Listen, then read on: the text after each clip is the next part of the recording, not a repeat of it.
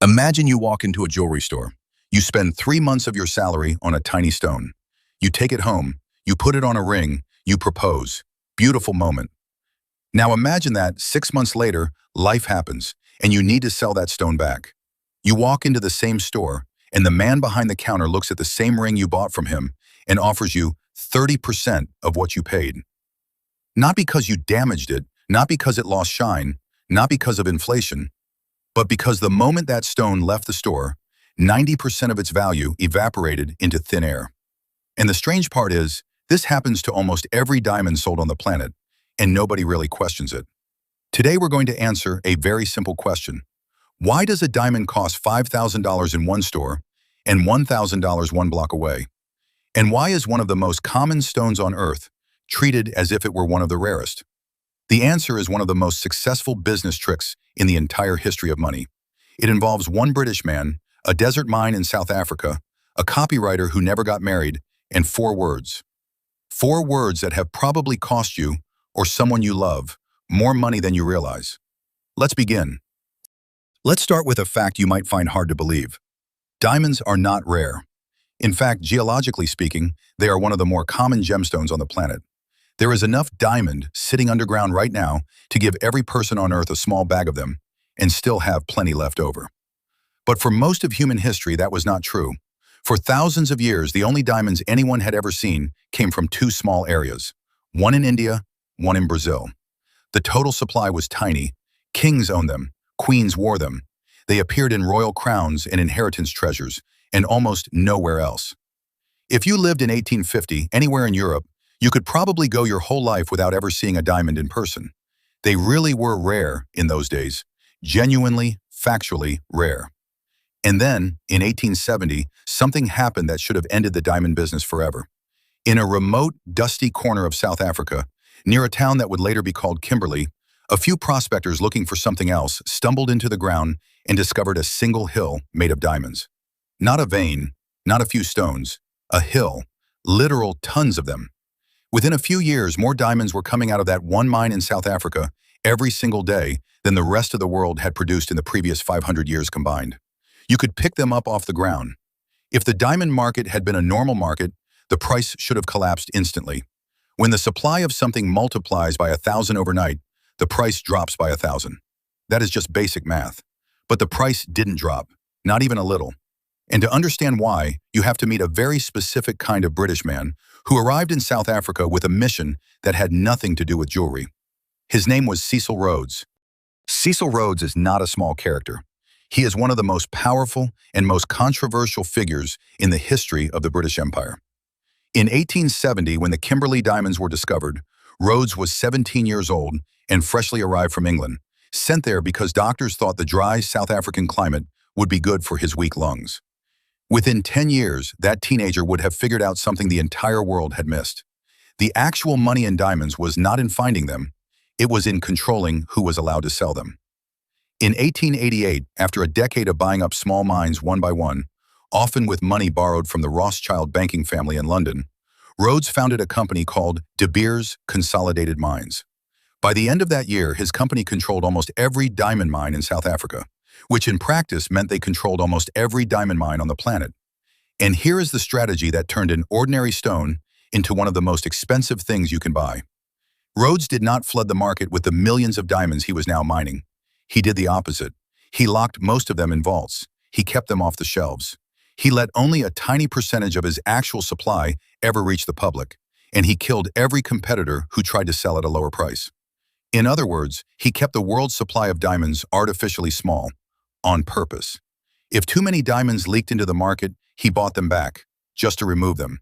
By the late 1990s, that vault in London held over $5 billion worth of stones, kept off shelves just to make the ones in stores still feel rare.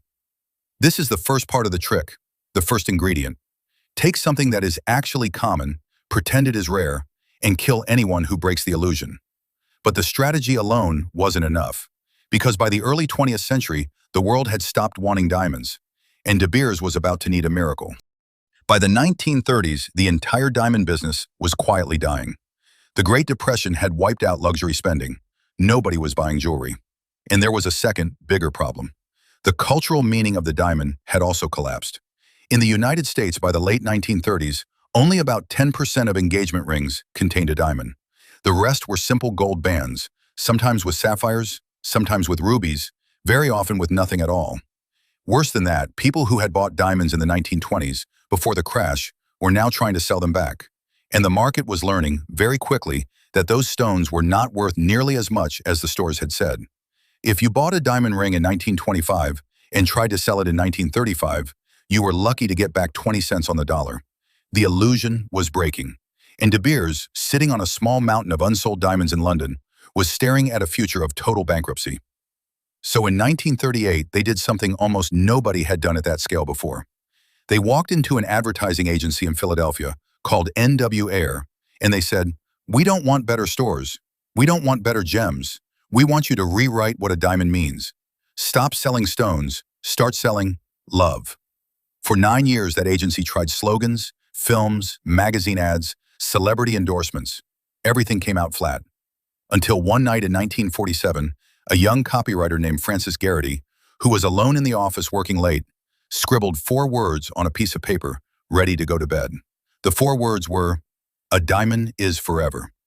She almost didn't show the line to her boss because she thought the grammar was a bit weird, but they decided to send it to De Beers anyway. Those 4 words, written by a tired woman in a Philadelphia office in 1947, would go on to become the single most successful advertising slogan in human history. And here is the wild part.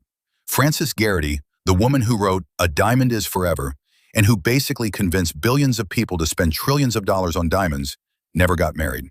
She lived her entire life alone with her dog. She just had a very good ear for what other people would believe. Let me show you in the simplest way possible what those 4 words actually did. Imagine I open a shop in your town. Inside I sell small round stones, the kind you find in any river. But I put each one in a beautiful black velvet box, under a bright spotlight, and I tell you one of these stones is mandatory to propose to your partner. On its own, of course, you laugh. You walk out. But now imagine that at the same time, every magazine, every movie, every Sunday newspaper ad, for 30 straight years, tells your partner that if you do not give them one of those stones, you do not really love them. That a true love story always includes one. And imagine at the same time, I control all the small stones in the world. I lock most of them in a vault, and I tell every man that 2 or 3 months of his salary is the correct amount to spend. How long before everybody around you was walking around with one of my stones on their finger? That is what De Beers did, with 1 stone, 4 words, and about 40 years of patience.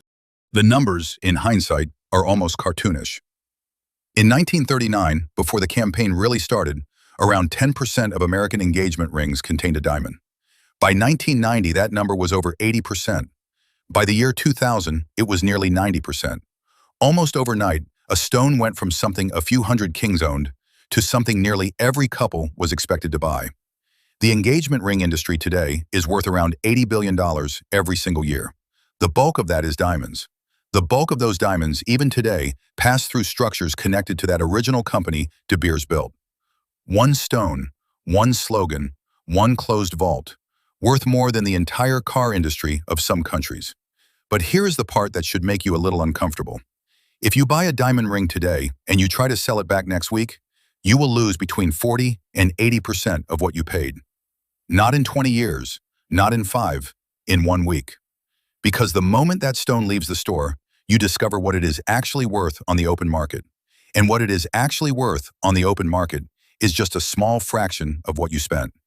The rest of the price, the part you cannot recover, is not paying for the stone, it is paying for the slogan, the spotlight, the magazine ads, the movies, the cultural pressure, and the patient 90-year operation behind all of it. A typical mined diamond ring sold today for $5,000 will buy you, on a quick resale, between $1,000 and $2,000 back. The rest, almost the entire transaction, was never about the stone at all. In the last few years, by the way, the trick has started to crack. Lab-grown diamonds, which are chemically identical to mined diamonds, have collapsed in price to under $1,000 per carat. Suddenly, anyone can buy a flawless, forever stone for the price of a smartphone. And surprise, the natural diamond industry is in a real crisis right now, because if both stones are physically identical, the only thing left selling the natural one is the story. Honestly, when I first read about all this, I sat back in my chair and just stared at the wall for about a minute. Because once you see the trick, you see it everywhere. So what is the actual lesson here? Because it is not, never buy a diamond. People still love diamonds. People still want a beautiful ring on their finger on the most important day of their life. That is a totally human thing to want, and it is fine. The lesson is something quieter and a lot bigger. Almost everything in modern life that you have been told is mandatory, forever, or priceless has somebody, somewhere, who quietly profits from you believing it. The diamond engagement ring is the cleanest example because the trick is so old and so well documented.